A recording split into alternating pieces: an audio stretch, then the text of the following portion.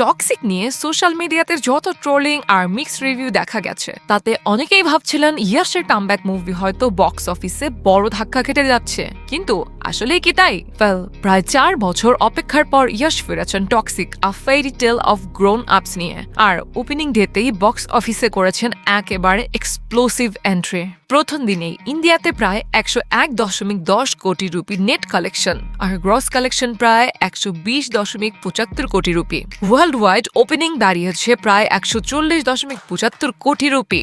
সবচেয়ে ইন্টারেস্টিং ব্যাপার হলো মিক্সড রিভিউ আর ট্রোলিং এর মধ্যেও হিন্দি ভার্সন একাই আয় করেছে প্রায় 55 কোটি রুপি। এরপর কান্নাডা 23.3 কোটি রুপি, তেলুগু 16 কোটি রুপি, তামিল 5.5 কোটি রুপি আর মালায়ালাম 1.3 কোটি রুপি।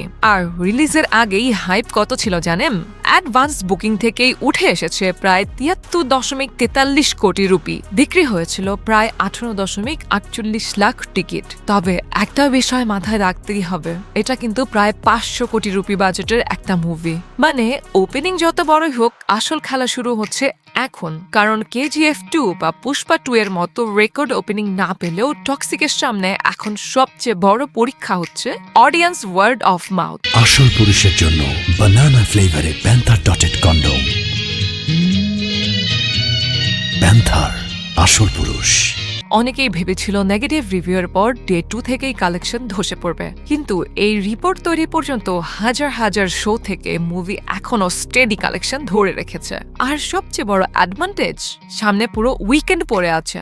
যদি ফ্রাইডে, স্যাটারডে আর সানডেতে অকুপেসি স্ট্রং থাকে, তাহলে টক্সিক খুব দ্রুতই 300 কোটি রুপি থেকে 400 কোটি রুপি জোনের দিকে এগোতে পারে। তাই এখন আসল কোশ্চেন একটাই, টক্সিক কি শুধু ম্যাসিভ ওপেনিং ছিল, নাকি ইয়াশ আবারও একটা ব্লকবাস্টার স্টর্ম তৈরি করতে যাচ্ছে? এর উত্তর হয়তো মিলবে আগামী 2 থেকে 3 দিনের বক্স অফিস রিপোর্টে।